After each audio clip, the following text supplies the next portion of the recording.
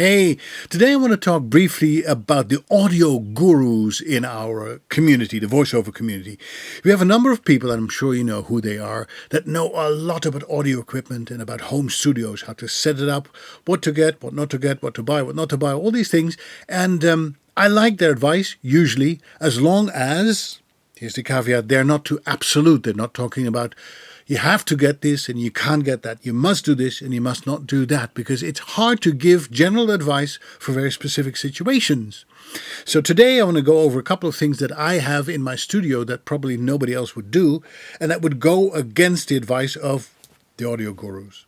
So one of the things is that people say, well, you should never record with your windows open. And of course that makes total sense, because we hate ambient noise. We like to keep it out, and people invest thousands of dollars to keep the outside world away from us.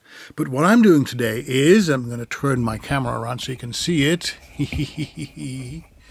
This is window number one. It's wide open, as wide as it can get here. And we'll move over to window number two. And it's open too. And if you're quiet, you can probably hear the birds. And of course, while I'm talking, they're super quiet, so they're not singing. But, you can hear the bird song in the background. And why would I do this? Why would I let it in? Well, this morning I was recording a guided meditation for one of my clients. An hypnotic induction, as it's called. It's very meditative and a very soothing text. And as I was practicing, I was just trying to record kind of a scratch track for my client with the windows open. And she said, I love this so much. Can you keep those windows open when you record my script? It just adds so much atmosphere. So rule number one, always record with your windows closed. Out the door. It depends on what you're recording. And if your client likes it, you can keep it. So that's what I'm doing. Another kind of a rule that I've been told is that you should never mount your boom arm directly onto the desk. But look at me. Turn the camera around again, see if you can see it. There it is. See?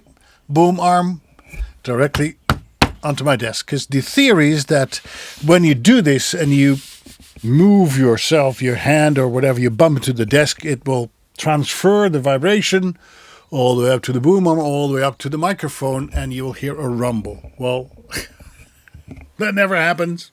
Never happened to me. I've been doing this for years now.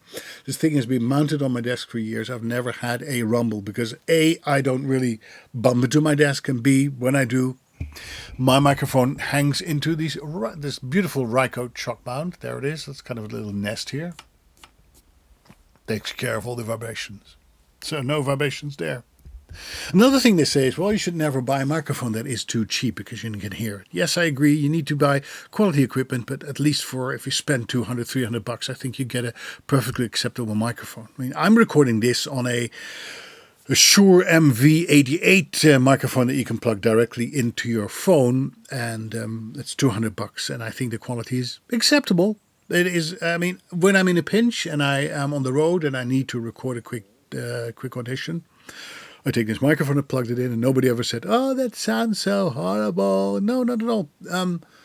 People who evaluate your auditions are more interested in your acting abilities and whether you can bring the script to life than whether or not it was recorded perfectly. Because especially when you tell them, sorry, but I'm on the road and I'm going to do this anyway to get it to you quickly, they appreciate that much more than the sound quality. When you have to deliver the real deal, when you're back in your studio, then everything has to be, top notch. But I think this microphone, especially for the purposes that I'm using it for, is totally acceptable. Now, another thing they say is you can't really have hard surfaces very close to where you're recording because you get the unwanted reflection, the flutter echoes. So what I have here is the desk surface is hard. It's a little matte there, but it's not padded or anything. It's not a piece of carpet that some people have. So that's reflective. And then I got this big monitor, the 27-inch iMac monitor, right in front of me face here, and that's supposed to be very reflective too. And people say, no, you can't do that because it will deteriorate the sound quality. People can hear that. Well, can you hear it? Have you ever heard it? Has it ever bothered you? Take it from me, I've been recording in this situation for years and years and years, and not once has an audio engineer or a client said, I hear those reflections and those flutter echoes. Are you recording with your monitor straight in front of your face? No, nobody's ever said that. So These are kind of myths that people propagate for some reason. And maybe it's a problem for other voiceovers in different situations, but not for me. So the lesson from all of this is that every situation is different. So people who are trying to weigh in on your situation, when you ask them advice, let's say on Facebook, they don't know what you're recording in. They've never been to your studio. They don't know even your voice. So who are they to give you advice, you know? It's like a doctor prescribing medication to a patient that they've never examined. It's ridiculous. Nobody would accept that. So take it with a big chunk of salt, not a grain, but a chunk of salt.